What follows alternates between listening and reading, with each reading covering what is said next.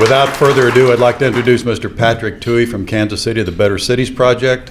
Take it away.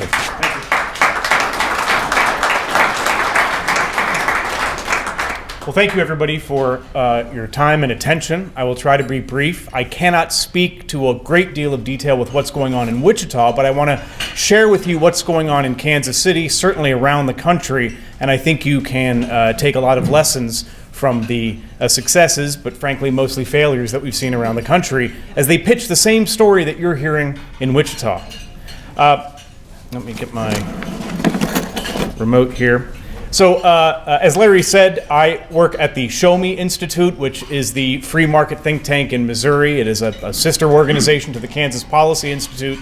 And what I saw in Kansas City and St. Louis, I realized was not unique to Missouri.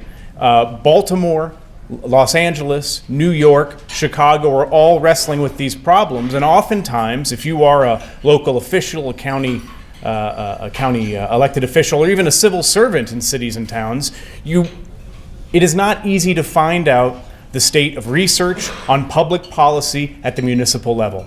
And so a partner of mine and I founded the Better Cities Project. And simply, we kind of operate as a think tank, but rather than focusing on a particular state, we kind of target the top 100 cities in the United States because, again, they have an awful lot in common. Their challenges are often the same. And it's not just economic development policy, it's tax policy, it's criminal justice reform, policing, public safety, education. It's all the things that you wrestle with here.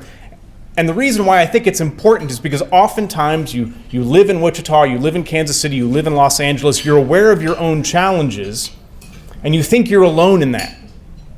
But you're not. The trends that we see in Wichita and in Kansas City and around the country are not specific to any one city. And I think that's important to understand because oftentimes anything you do in one particular city may not, if it's a national chain, right? If, for example, people are leaving downtown and moving out to the suburbs, adopting a particular economic development policy in one part of the country isn't really going to affect the big national changes. This is one of my favorite quotes. You may have seen it before. It's Upton Sinclair who said in a 1934 book, "It is difficult to get a man to understand something when his salary depends on his not understanding it." Now, if you are a skeptic or perhaps like me, maybe cynical, you read that quote and you assume that the person we're talking about is corrupt, doesn't want to understand, right, is intentionally ignorant. But I don't think that's what Upton Sinclair meant. Imagine, for example, that he is sympathetic with the man he's talking about. And oftentimes, city and county municipal employees absolutely mean well. They got involved because they want to make things better for their community. But the incentive structure, the workload, oftentimes low pay and long hours, doesn't allow them the bandwidth, right, to think new. And we set up incentives around them, including us, the voters, that just have them churn out the same thing they always do. And so the things I want to talk to you about today are the things that sometimes are difficult to get people to think about because we've greased the skids to do things the way they've always done things. So economic incentives are big in the United States and in Kansas. In 2012, the New York Times estimated that the money transferred from governments to private businesses is about $80 billion. It's only gotten bigger since then. Good Jobs First, which is a left-of-center kind of pro-union organization, has done a great job of calculating incentives in every state. I recommend you go to their page and look at who's benefiting in Kansas. The two biggest, it's $798 million in Kansas. The biggest recipients are General Motors and Cerner. Cerner is headquartered in the Kansas City area. They play Kansas and Missouri against each other. They are the largest recipient of incentives in the entire country. Kansas City recently gave them, forewent about over $1 billion worth of tax revenue. So Cerner showed up, plays Kansas and Missouri against each other, and laugh all the way to the bank. And Wichita diverts at least $5 million each year just in 3 programs: community improvement districts, economic development, tax credits. And so again, this is a big deal. It's a big deal in Kansas. It's very expensive everywhere around the country. It's something that we ought to pay attention to. And the research on this is clear. Economic development incentives, they just don't work. When I talk to legislators at the state level, at the city level, I say it doesn't matter what you do. Anything you do is better because the programs, they just don't work. And let me give you a few highlights. So in 2011, the East-West Gateway Council of Governments, sort of like a regional group of governments in St. Louis, found that despite the city having dedicated millions, hundreds of millions of dollars, in fact, $2 billion in TIF alone, they said that they benefited by creating 5,400 jobs at a cost of $370,000 per job created. So, the image I want you to keep in your head is imagine your spouse pulls up in the driveway with a new car. And the first thing you might say is, what did you pay for it? But in economic development incentives, nobody ever asks that question. We all say, look at the wonderful car in the driveway. And sometimes it's left to researchers, economists, conservatives, skeptics, cynics, maybe to say, oh my God, what did we pay for that car? And so again, these are a group of governments themselves that did this. In 2013, a professor at the University of North Carolina, Chapel Hill, just looked at TIF in Chicago and found that areas in Chicago that were granted subsidies grew economically at the exact same rate as areas that did not receive subsidies. So when you see the economy growing, you can't say it is due to the subsidies. It's a national trend, it's a Chicago trend. This is great. The folks in St. Louis, their Economic Development Corporation, the folks in St. Louis that give out these subsidies, published a report in 2016 that said they had spent over $700 million in incentives and cannot demonstrate that it creates jobs, that it spurs private investment. And now, years later, St. Louis is trying to wrestle with how to change their policy. But again, the folks that are giving out this money published a report saying we cannot demonstrate any return on investment. The Show Me Institute looked at the entire state of Missouri, St. Louis and Kansas City being the worst offenders for economic development. And again, we found that if you look at parcels that receive subsidies and a similar parcel, sometimes across the street, there is no difference in growth if they received a TIF. What's happening are kind of macro trends, and just because you focus on a particular area and give economic subsidies does not seem to have an impact. The Upton Institute for Economic Research, again, this is kind of a left-of-center group, published a report in 2017 and another in 2018, and their 2018 report said this, quote, for at least 75% of incented firms, the firm would have made a similar location, expansion, retention decision without the incentive.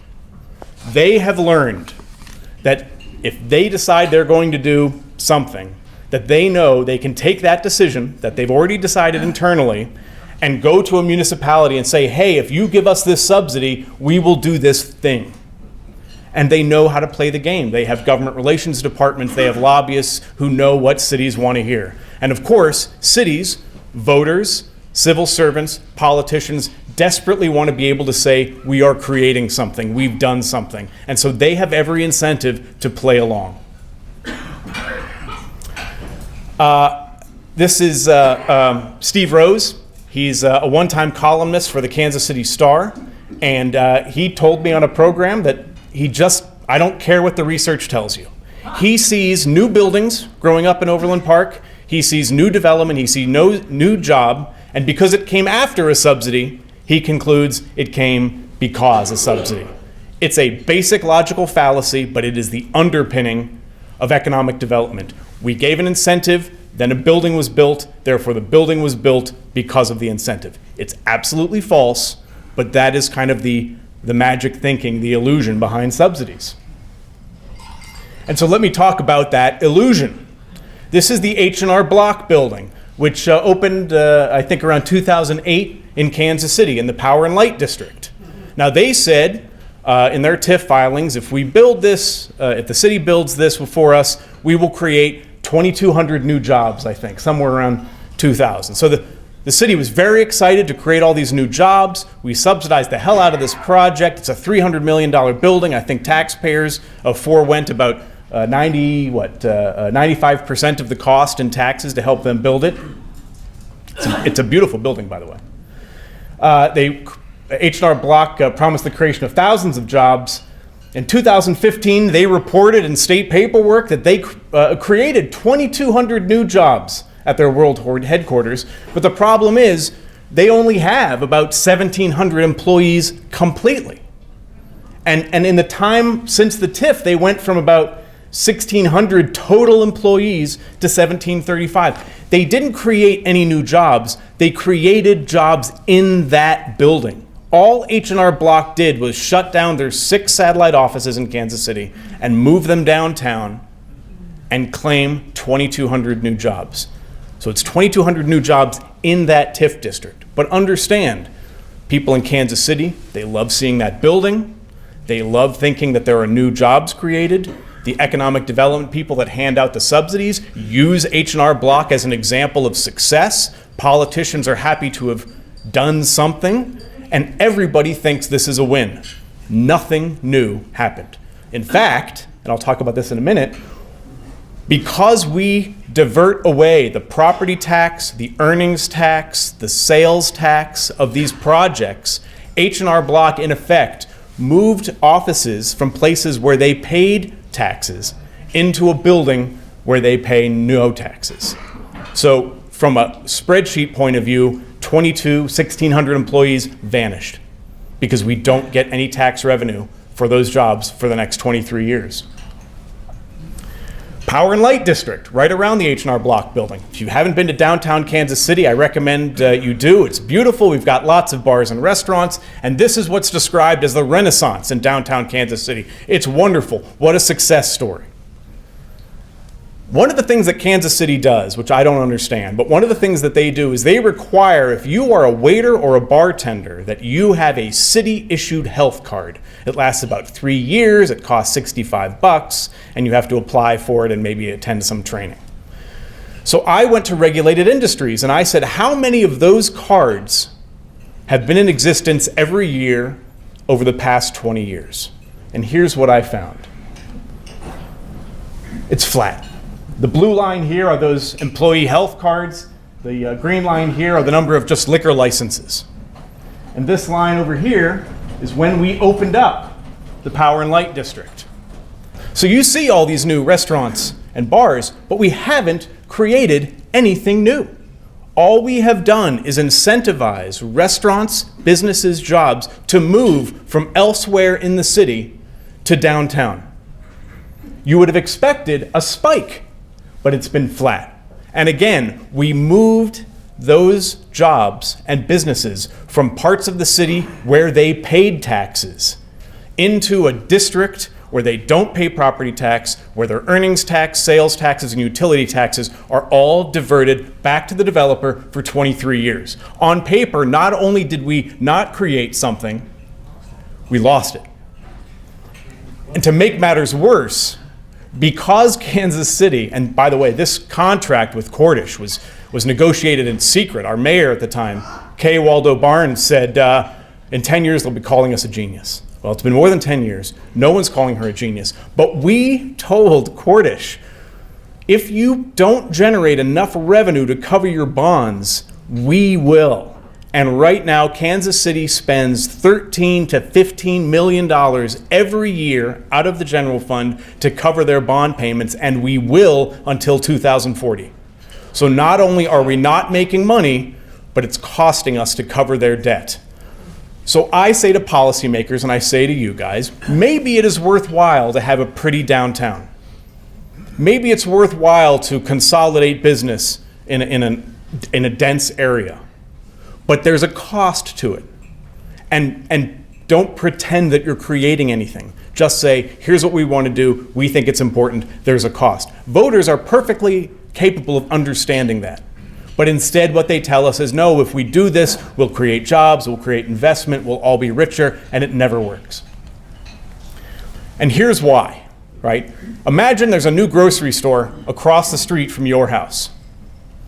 You may shop at the new grocery store, but you will not also shop at your previous grocery store. No new commerce is being created. The new grocery store has simply shifted your behavior. Your budget for groceries hasn't grown.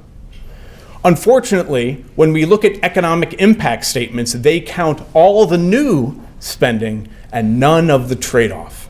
Imagine your child sitting there begging to get a dog and telling you about all the benefits of getting a dog, but not mentioning any of the costs or any of the work. It seems ridiculous, but if you dig into these economic impact statements, that's exactly what they do. They count all the new and none of the old. And shocker, it's a windfall. So again, the economic impact analysis in Kansas City, and this is common. They rarely account for the net change. They check the new spending, but they don't account for the opportunity cost, right? What people aren't doing as a result. And they don't even take into account a proper baseline. This made me crazy, and I've done so much research on it, I can't believe it's true. But what they do in Kansas City, this is a picture of our under construction new convention hotel. Whenever you read stories about the benefit of having a convention or a sports event or something like that, what the economic impact people do is they say, well, the stadium has this many seats, this is what we expect attendance to be. They come up with a way of calculating how much each person will spend on beer or tchotchkes in the area, how many people will stay in hotels, all this type of stuff. And they say that that's the economic impact. But what they don't do is say, well, what would have, for example, hotel occupancy have been if there wasn't a game? Right? So they might say, well, we're going to have 80% hotel occupancy as a result of this event. Therefore, that 80% is the economic impact. But hotel occupancy is usually about 65 to 70% without any such event. So maybe you can claim a 14% increase, right? That would be reasonable and responsible, but they don't. They claim all the spending and they pretend as if downtown would have been tumbleweeds and empty if were it not for this event. I tried to call the visitors Visit Wichita this morning, where I did call them. There was only one woman who knows what the hotel occupancy rate is in Wichita. She's not available. The occupancy rate nationwide last year was 66.2%. Obviously, it's seasonal. I did find a piece that said that in 2012, Visit Wichita was projecting an occupancy rate might go up to 63%. So again, when you look at these studies and when they tell you here's how much money they're going to make, they are comparing the new spending against a baseline of zero. And again, we know that that's just not accurate. It doesn't make sense. Kansas City, this is Bartle Hall. Since 1950, Kansas City, and I found all the newspaper articles, Kansas City has been telling itself, if we build or improve our convention footprint, things will get better. We have built hotels, we have built convention centers, we have expanded convention centers, we have expanded hotels, we have built new hotels. We have never, ever in 50 years seen an increase in our convention traffic. In fact, it's gone down. It is a very competitive market, and I think, I get it, people want to go to Chicago, they want to go to New York, they want to go to Las Vegas.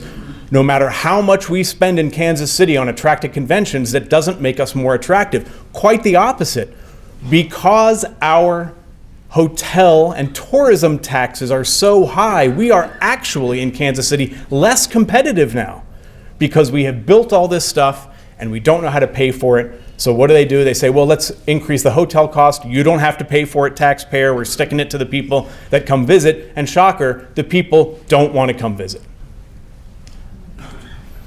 Again, incentive illusion. Some people want us to build a downtown baseball stadium in Kansas City. The new owner, John Sherman of the Royals, was quoted in the paper saying, downtown baseball has a huge impact economically in denser areas. I was able to find no research that supports that.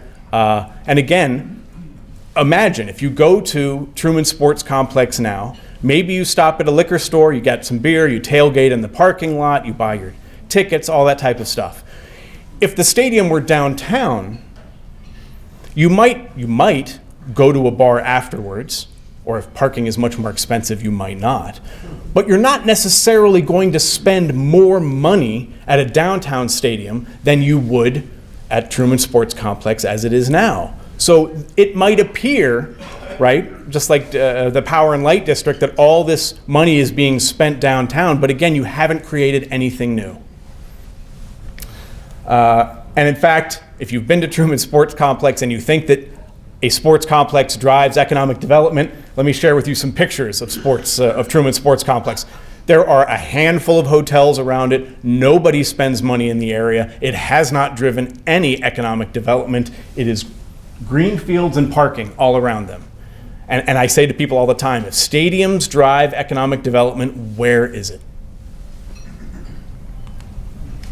St. Louis Federal Reserve published a study on stadiums and said the proponents of downtown stadiums often stress that estimations of the economic impact of sports stadiums are exaggerated because they fail to recognize opportunity costs. Exactly. What were people going to do without the new stadium? The inescapable truth is that the economic impact of these projects on their communities is minimal. If politicians simply said, let's build a stadium so we can feel good about ourselves. It's going to cost a lot, but we're going to have fun. That is defensible. People like to have things like that. But they go one step further and say we're going to be richer because of it. And that is absolutely false. So we're a week outside of St. Valentine's Day. I think of economic development incentives as a St. Valentine's Day card from your mom. You see it in the mailbox. You're excited to open it, and then when you do, you realize it doesn't count. She has to send you one. I drive downtown. I see brand new buildings. I see new construction. I get excited. People are investing in Kansas City, and then you find out it doesn't count. Taxpayers are paying for all of this. So let's talk about what are the effects of all this behavior. Certainly, when we divert money away from where it would go, schools, libraries, infrastructure, right? In Raytown, Missouri, just outside of Kansas City, the city incentivized Walmart. Walmart doesn't pay any taxes on their piece of land, so they don't pay property taxes that go to support the police. Walmart is the largest source of police calls in Raytown because they call police at the drop of a hat. So what you've got is a city that is gutting its tax base to have something pretty, and that pretty thing is driving up their costs. But there's another, that's kind of the more obvious, but there's another problem with these subsidies. We are using subsidies to protect developers from the risks of their decision. This is hugely distortional. I always want to talk about, I remember this actually happened. My oldest daughter, when she was a toddler, was kind of bouncing around the kitchen. She was getting awfully close to the stove, and I thought, I could tell her not to, but if she burns her hand, that lesson is going to stay with her forever. How much do I want to protect her from risk? But these subsidies protect developers from risk, and here are some examples. This is crazy. So Drury Hotel wanted to build a hotel in downtown Kansas City, and they asked for incentives. And the Economic Development Corporation of Kansas City gave them some, but not as much as they want. And in a mean, angry letter, the developer withdrew the project and wrote this: Drury believes that the project is financially risky, particularly given the projected doubling of downtown hotel room inventory over the next 24 months. Drury anticipates that a substantial decline in revenue per available room will take place over the next several years while the market absorbs this unprecedented growth in available rooms. In short, a hotel company is saying, there are too many hotels here. We can't make money. But if you give us subsidies and protect us from that risk, we can make it work. Holy cow! They are saying this is a bad idea. Give us subsidies to protect us from the bad idea. The Economic Development Corporation, the people in Kansas City should be saying, no, you take the risk. You get the reward, but you absolutely take the risk. And again, so we are incentivizing developers to do things they wouldn't otherwise do. And that is very dangerous. The truth about every economic development incentive, is that it concedes the argument that a lot of people in this room might believe, which is if you lower taxes, you'll get more business activity. But rather than just say, well, we're going to lower taxes for everybody, they keep taxes high for everybody and pick a few people. We'll lower your taxes and we'll lower your taxes. And so it incentivizes businesses not only to make bad decisions, but to invest in government relations departments and lobbyists so that they can be the winners. And that's, again, just a crazy distortion. And the best part, in Kansas City and St. Louis, which is not run by conservatives, they would never concede that lowering taxes increases development. But their economic development policies do exactly that, make that exact argument. A colleague of mine, I love this picture, he says, economic development deals don't exist to create jobs. They exist to let politicians pretend that they create jobs. And again, this is part and parcel of our problem as voters. A candidate runs, I'm a job creator, we say that's great. They get into office, we say, growth isn't as good as we would like, and so they rush to do something and we eat it up. It's not just civil servants and political leaders, it's us sometimes who cheer on this behavior. The way I often describe metaphorically what an economic development subsidy package looks like is a developer comes to a city and says, boy, do I have a bad idea for you. I can't raise money for this project privately because everyone knows it's a stinker. But if you, taxpayer, become the investor of first resort, it will become a good business idea for me and my investors. You realize the risk and we get the reward. It's crazy, but that's really what's going on. Now, again, in public policy, we make investments all the time that don't make money.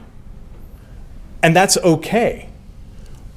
I think if politicians and voters simply understood that we're making a public expense, but we're not going to see any return, I think people would make much better decisions. But they're constantly told, if we subsidize this hotel, we'll create jobs. If we subsidize this ballpark, we'll create economic incentives, economic growth. None of it's true. They're lying to us, we're lying to ourselves. Haywood Sanders is a professor at the University of Texas, San Antonio. He came to Kansas City, and somebody at the end of the question said, well, what do we do? He wrote a book called Convention Follies. I understand you might have him here. He's an excellent speaker. He does all the research, and he's very engaging, very entertaining speaker. And he simply said, don't do what everybody else is doing. Wichita's got to figure out what your competitive advantages are. How is Wichita unlike the places and cities around you, unlike the other places in the United States, and focus on developing that. But if you build stadiums and convention centers and water parks and aquariums and Ferris wheels because you want to be Chicago or you want to be New York or you want to be Vegas, you will lose every time. It is the premise of the book and the movie Moneyball. Find your competitive advantage, focus on that. But what happens, and we all fall prey to this, is we get song and dance men who come through and say, if you do this, things will get much better. And for the younger people in the audience, you may like the monorail episode of The Simpsons from 1993. It's a parody of The Music Man, but it's the exact same thing. Somebody comes into town and says, you guys should build this, your neighbors have it, and they all go along with it. And again, it's not just Mayor Quimby, it's the people in town hall, everybody goes along with it, because in many cases, people are nervous that their town is drying up. They grab onto a great idea and they don't think critically. So again, I want you to think about Upton Sinclair's quote, and it's not just a matter of there's a corrupt person at City Hall or there's a corrupt person on the county commission. We are all guilty of this because somebody waves something nice and shiny in front of us. We desperately want to believe it. We don't want to ask the tough questions. But what we know from research around the country is that we are spending an awful lot of money on things that don't make us better. They don't make us bigger, they don't make us richer, and quite the opposite. We are hollowing out our tax base to direct money to people who probably would do that type of thing anyway, and and we're just sacrificing our future. And one point I want to make, a gentleman earlier reminded me of this. I grew up in Maryland, about 45 minutes outside of Baltimore. Baltimore City has, I made a note of everything Baltimore City has. They have a downtown baseball park. They have a streetcar. They have a metro system, an additional kind of rail transit system. They have an aquarium. They have an inner harbor. They have an entertainment district. Did I mention convention center? They've got a huge airport. They've done everything that any song and dance developer would sell them. They should be the envy of every city in the United States, but nobody wants to be the next Baltimore. And I think the point is focus on the basics, focus on public safety, focus on cutting the grass, repairing the streets, keeping taxes low, and let businesses come to you because you're a good place to stay. One other point that I'm reminded of. So Amazon wasn't the first company to pit cities against each other. Google Fiber was trying to decide what to do, what city to come to. Topeka changed their name to Google for a day. Google Fiber moved into Kansas City, Kansas. And if you go back and look at the reasons why, they said it is a business-friendly environment, it is streamlined, it has consolidated the city and county, it was a place we wanted to work with. Cities all over the country, including Kansas City, Missouri, offered all sorts of loans and incentives, but Google Fiber just wanted to work at a place that was business-friendly, and so they went to Kansas City, Kansas. It is not sexy to tell politicians to do less. They always want to swing for the fences. They always want that one project that is shiny and makes everybody excited. But really what they need to do is be more efficient, keep taxes low, be business friendly, and growth will come to you. You're not going to win the game by swinging for the fences. I'm happy to take any questions. Thank you very much for your time and attention.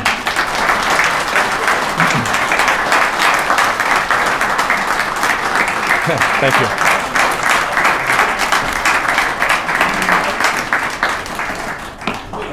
Okay, well, we've got a really hot mic here, not holding, which is a temporary, our regular one is broken. Please keep your questions concise. We'll start right here. Get this Canadian, who's speaking. Thanks for coming. Appreciate your information. Are there some projects that are worth doing? I'm thinking, Boeing left town here and went somewhere else. The Cardinals left St. Louis, and then the Rams left St. Louis. Cargill was finally decided where to go and we ended up keeping it. Are there any projects anywhere at any time that may be worth investing some public money in? It's tough to know, and I'll tell you why. It's tough to know because the people who give out subsidies now give them to everybody, that it dirties up the data. If cities were actually thoughtful and rigorous and said no a lot, we might have a data set that shows that incentives can sometimes work. But it's going to take a lot more rigor and a lot more willingness to say no. But you mentioned the Rams. St. Louis was offering Stan Kroenke hundreds of millions of dollars of subsidies. Build him a stadium. You don't even have to own it. We'll take care of it. And he moved to Los Angeles. And do you know how much money Los Angeles gave him? Zero. Stan Kroenke is building in Los Angeles a $5 billion sports entertainment complex using $2 billion of his own money. And I argue that it will be better than anything he would have built in St. Louis, because he and his investors are exposed to risk. They don't want to just build a stadium that has 17 games every year. They want to build an entertainment complex. Had he stayed in St. Louis, the city would have built him something with tax incentives. It would have been busy for 17 days out of the year. It would have been a net loss. So that's an example. Los Angeles said, no, do it on your own. And he's doing it, and it's good, right? Because he is the investor, he's exposed to risk. The desire to try to keep employers, Cargill, Boeing, right? Missouri even entered all that mess offering Boeing incentives, is, I get it. I get it. It's compelling. States negotiate against each other. And although you may, I mean, in Kansas City, what we see is an employer may move across a political boundary that's just a few blocks away. So this municipality will see a benefit. This municipality sees a loss. Regionally, nothing has changed. So states are, within the United States, you get the same thing. As a country, it's not helping us. Texas may benefit. Kansas may benefit from these particular projects. But in the United States, the only people it's benefiting are these large employers that move back and forth. And again, I say, what cities and states need to do is have some, I'll say, integrity, and say, no, this is the way we operate. We've got a tax code that we are proud of. We welcome you. We've got the education you need. We've got the infrastructure you need. We've got the business-friendly environment you need. You come here because we're good. We are not going to play your game. We are not going to run our tax base to zero just so that you guys can make a little more money. Your point is well taken. It is really compelling to try to pitch states against each other, but oftentimes they just play the game. Right, Boeing a few years ago, but Boeing had no real plans to leave Washington, but they knew that if they showed some leg to the rest of the country, states would fall in line, and Boeing was able to negotiate a better deal where they were, because they didn't want to leave. I don't necessarily advocate for federal legislation that keeps states from competing. I just wish the people in those states and in those cities realized we are paying for something. Maybe it's worth getting, but it is a cost, not a profit center. Back here, next question. Thank you for your talk. I was a little late, and I don't know that you addressed it. I'm a little concerned here in Wichita with the incentives. We have a lot of nice new downtown apartments with incentives and other commercial properties. And as you said, they move, say apartments, they just move from somewhere else in Wichita to the non-tax paying units. And on the commercial properties, and you see it in this building, they move from this building to a new subsidized project. And my concern is for the existing property owners who lose these tenants. And our apartment rents, for example, are $400 below the national average for 2 bedrooms. You have new product, rents aren't going up. They not only lose their tenants to the subsidized units, but rents, it affects the rents, supply and demand. And there's going to be a lot of deferred maintenance on apartments, on commercial properties, and by the politicians having the glitzy new buildings, look around at the rest of Wichita and the deferred maintenance in apartments, the rent's not going up. After a while, they may board themselves up. Commercial properties, similar thing. I guess I need to make this a question. Have they done this elsewhere? Have they published these types of studies or analysis? So certainly, we've got creative destruction in the market. Let's say we're in an environment without any kind of economic development subsidies at all. A new person comes along, they build a high-rise apartment building, it's new, maybe people leave the adjacent buildings and go there. The adjacent buildings can then lower their rent if they're not as nice, right? Again, the market dictates all this stuff. We don't spare ourselves any of that simply by picking winners. Right? Oftentimes what happens in economic development subsidies is we incentivize the construction of something, and then we have to incentivize the negative impacts elsewhere, right? A developer says, well, those guys got this, and now you've hurt my bottom line, so I want this type of incentive, and it runs away. Getting rid of economic development subsidies still exposes property owners and businesses to the same type of competitive advantages that already exist. I would argue that is still better because it's cheaper to the taxpayers, and the government isn't getting in and distorting the marketplace by creating the incentive to spend your money on lobbyists or lawyers. one of the things that's happening now is in the 70s and 80s, state and federal policy often created an incentive for people to leave downtown, right? We incentivized highways. We incentivized all sorts of reasons for people to move out into the suburbs. It's hugely expensive. Cities and states can't really afford this sprawl. So now we're trying to incentivize people to move back downtown. It's two sides of the same coin, which is it's top-down urban planning intervention, when really what we need to do is say, let's just let people do what they will, get out of their way, and return the market to what it should be. It doesn't protect people from risk, but it protects the taxpayers from the cost of supposedly protecting some people from risk.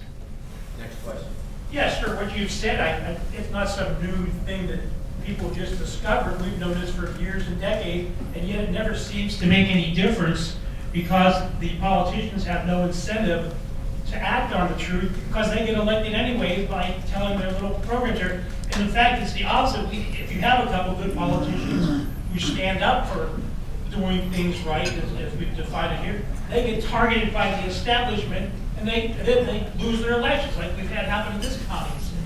So how are you going to get the politicians incentive if the voters vote for them, the media doesn't bring up the stuff you brought?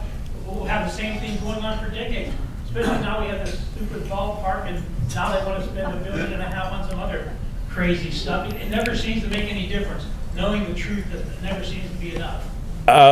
No, there is no substitute for an educated, active electorate. That has been true since the founding, and it remains true now. And you're absolutely right. The people may elect a politician who sounds good on these issues, but the pressure on them once they get in office. And again, it's not even, it's a corrupting influence, but that doesn't mean anybody's corrupt, right? They have the incentive to take the report, the promises made by a developer, and share it with City Hall, and share it with civil servants, and civil servants share it with the people, and it looks good. It's too good to be true, but it looks good. And oftentimes it's the people, the voters, who are responsible for these decisions because they desperately want to believe something that isn't true. And I have been around some very small towns in Missouri, and there was one particular place. It was heartbreaking. I talked to some of the city council members. They're a small town, their kids graduate high school, and they go off to the big city. And the big city is Springfield and Joplin in this case. Okay, that's what the big city is. And Walmart comes along and says, we want to build a box store somewhere along this patch of highway. And there are 3 municipalities next to each other along that patch of highway. And Walmart doesn't necessarily care where along that highway they are, but they get the 3 towns to fight to the death to give them the sweetheart deal. And it is heartbreaking. But I understand. I absolutely understand the incentive, because no politician wants to be the last mayor of a town, right? No people want to concede that we're drying up or our kids are leaving. But the alternative regimen of economic development and subsidies does not make anything better. It papers over the problem. It's hugely expensive, and it doesn't actually make us any better. So I don't have a policy. I don't have a magic person, a magic bureaucrat who's going to make this all better. What you guys need to do is realize if something sounds too good to be true, it probably is. When they pull up in the driveway with a new sports complex or shopping center, say, what did this cost us? And look through the economic impact incentives. You don't have to be an economist to do this, by the way. I have a bachelor's in political science, but I read enough of these things that I know what to look for. They count the benefit, they don't count the opportunity cost, or they pretend that without their project, nobody would be in downtown. You've got to get in that habit.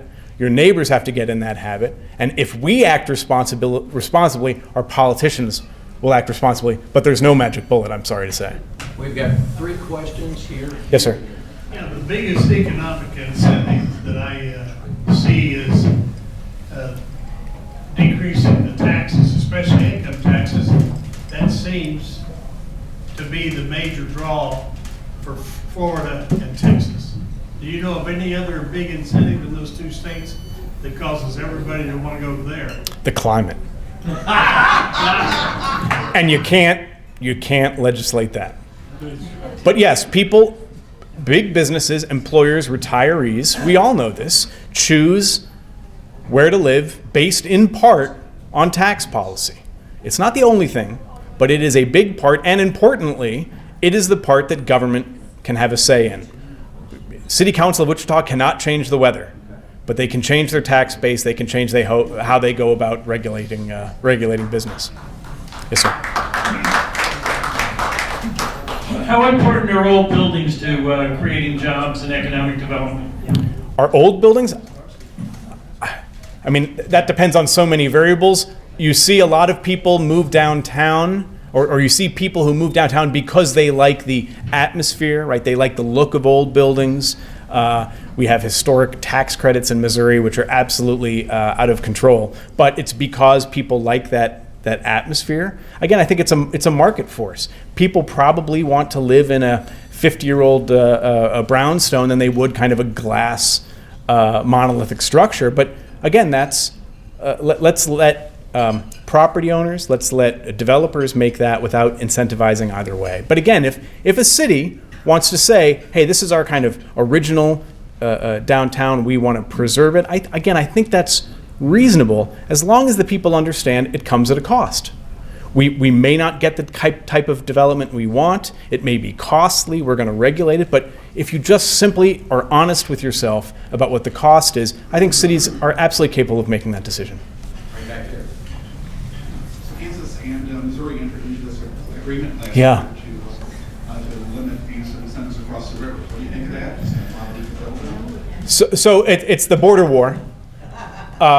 You know what? I shouldn't even say I'm optimistic. I'd like to be optimistic. We will see.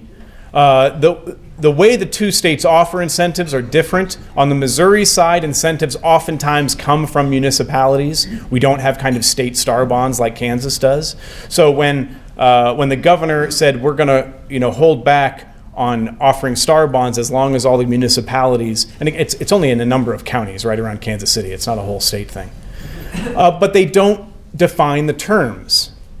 The Kansas governor said, for example, that unless there is new job creation, not just moving the same number of jobs from Missouri to Kansas, unless there's new job creation, we won't offer incentives. All right, that's fine. Let's say you own a little bakery on the Missouri side. Business has been really good, and in the next year you're going to hire 5 people. I'm going to go to Kansas and see the sweetheart deal they're going to give me. I'm already planning to hire 5 people, right? So now I'm eligible for these incentives because when I move to Kansas, I'm going to hire 5 people. Unless we define these terms, unless we define the cost, the definition of full-time employee, all these feel-good regulations don't mean anything. And again, the politicians have every incentive to portray themselves as job creators. I don't envy them. They've got to hustle because we demand it of them. Next question, right over here. Yeah, Patrick, around the country, there's all these massive convention centers like McCormick Place in Chicago and San Diego, Bartlett, what have you. None of them seem to be working, but I think this is kind of the core of a Haywood Sanders topic, but I think you probably have the answer. In the wake of all these massive convention centers, 10 years out, they're not meeting the projections on the back of the taxpayers. Is there any liability on the back of these market study companies like CSL and Populous that got their fees, left town, and the thing was built, and now the taxpayers have to figure out how to make it work? No. So the people that come along and sing their song and dance oftentimes are just consultants. They're paid to issue a report by your Convention and Visitors Bureau, and then they move on to the next city. If you have an opportunity to see Haywood Sanders speak, he's been studying this for so long, he knows who the 3 or 4 top developers are. It's really very entertaining. And part of the challenge with incentives is oftentimes when municipalities offer them, there's no clawback. There's no performance measure. Like, hey, you said you were going to create 2,200 jobs, but your company has the same number of full-time employees, so we want our money back, or we're going to end this TIF, or something like that. Municipalities could certainly be smarter. For example, if you're building a baseball stadium, say we will give you these incentives, but we want the naming rights, or we want to have the rights to advertising. Sometimes that alone will pay for a city's investment, but they never ask for it. The city gets all the risk, and the owners of the team or the company that owns the franchise gets all the benefit. So I think cities could do much better jobs of negotiating these contracts. Last question, right here. Mine actually had to do with naming rights also. A city council member told me that she felt that something new would incent companies to come in and do naming rights, and she named interest as a primary example, and that if you just renovated something old, that you wouldn't attract the kind of private money that you would want. So does the city have the naming rights? Does the city have? Does the city own the naming rights to the park? Because then I may misunderstand your question, but if she's saying, well, we need to do something to get more naming rights, the city is not seeing the naming rights. It suggests to me that the council is just trying to get the best deal for a private developer. So that's great. You're going to build a park so someone else can get rich. At least tax them. Oh, no, we're not taxing them. Like, it seems to me, I understand that a council member or a commissioner may want the best for developers, employers in their area, but in too many cases, they're getting raked over the coals. And we're making private owners very, very rich by protecting them from the risk, and taxpayers are getting stuck with the bill. I hope that's responsive to your question. Patrick, it's good to have you with us today. In Kansas, we have municipal initiative which allows citizens to create ordinances for their city. We have one working right now in the city of Wichita, really simply just asking the city council to let the people vote on a $1.2 billion project, basically. The question I have for you, are there citizens of other cities that are going to push back like this? It's a little unusual. So not every state grants or recognizes a petition right of its citizens. Now in Missouri, we do, and years ago we passed the Hancock Amendment. And what the Hancock Amendment said is for any tax increase, you have to specifically cite where the money's going, and it requires a public vote. And that sounds great, but years later, what has happened is the county, which say has an X amount of property tax, will say, well, we want to create a sales tax that funds law enforcement. So they create, under the Hancock Amendment, they create a sales tax that everybody's against crime, right? So everybody votes for it. But the county tax hasn't gone down. So there is no quick fix, right? There's no magic ordinance. You have to constantly be paying attention and be reacting, because, what do they say, like a stream going down a hill. You may put all sorts of obstacles, but those developers have very good attorneys, and they're going to find their way around it. So I applaud any city that stands up and tries to react to what's going on and tries to nip something in the bud and maybe change the standards and change the initiative. But it's not something that you can do and say, well, we're done. Because what's happening in Kansas City is we've drawn so much attention to TIF that now developers are trying to figure out a different way. They're going to different government agencies, or they're asking for incentive packages in different ways. So not every city and town has the opportunity to act, but acting once won't solve the problem. Mr. Patrick Tuohey, thank you. Thank you.